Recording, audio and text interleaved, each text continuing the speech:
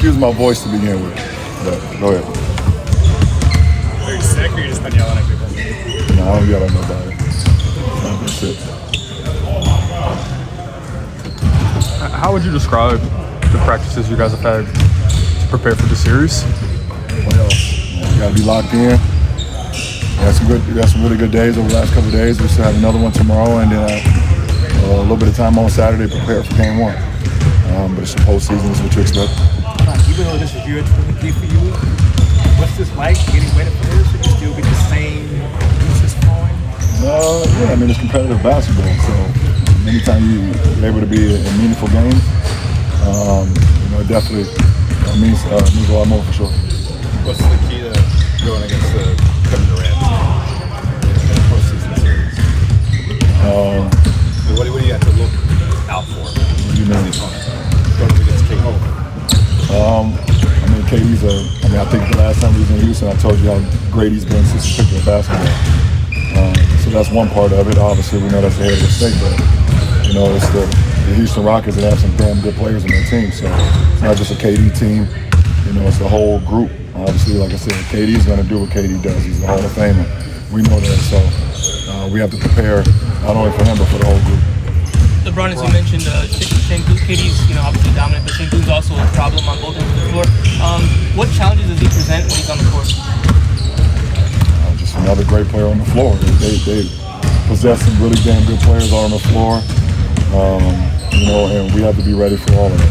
From KD to Sengun to the Thompson twin, Jabari Smith, Eason, Shepard. I mean, everyone who goes on the floor is a threat, and we have to be ready for it.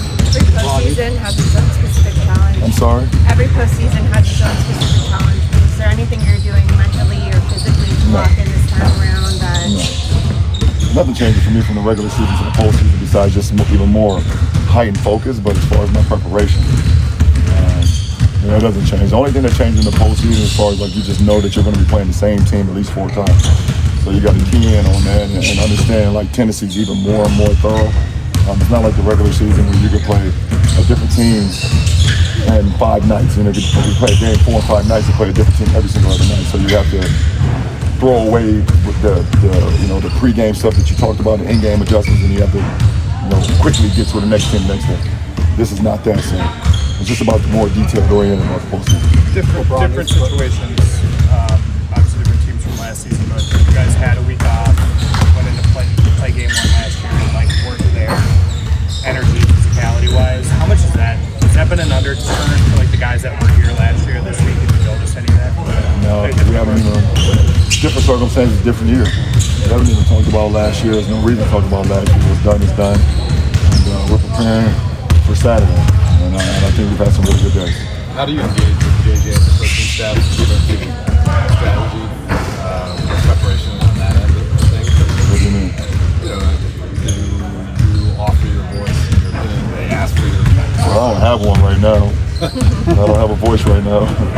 No, I mean, listen, they're going to prepare us. They've already prepared us all year. We won, 53 games? They prepared us all year. So we look forward to, continue to learn. And like I said, we've had Tuesday, Wednesday, Thursday. Today's Thursday. We had 3 straight great days. Tomorrow will be another day, and we'll be ready to go. Bronny's put himself in a position to help this team. What do you think that'll be like? I mean, obviously you've done it at different places, but to do it in the postseason, to maybe share a moment like that. I mean, listen, every moment we get an opportunity to play together, something I'll never take for granted. Listen, me being on the floor with him, postseason, regular season, training camp, practices, it's the best thing that's ever happened to me in my career. Above everything that I've accomplished. So, the fact that he's put himself in position to get his number called for a postseason game is pretty remarkable and pretty cool, given the circumstances that he's been through over the last couple of years. So, he earned it, deserved, and he'll be ready. LeBron, you've often talked about being prideful, being adaptable, playing a role, and skill set that you have to do that. How have you seen that impact the group this season? You have to ask the group. I have no idea. You have to ask those guys. I focus on what I can focus on and what the team needs, and try to be the best that I can be. Master